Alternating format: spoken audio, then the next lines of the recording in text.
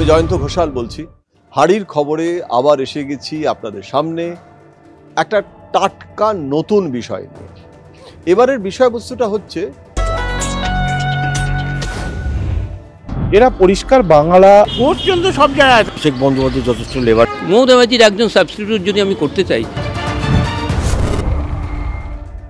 প্রত্যেক সপ্তাহে কোনো না কোনো বিষয়কে এই দুভাবে দেখার, দু দিকটা দেখার এই যে অনুষ্ঠান সাদা কালো ব্যাখ্যা, আমি ইন্দিরা হাজির হয়ে গিয়েছি আপনাদের দরবারে।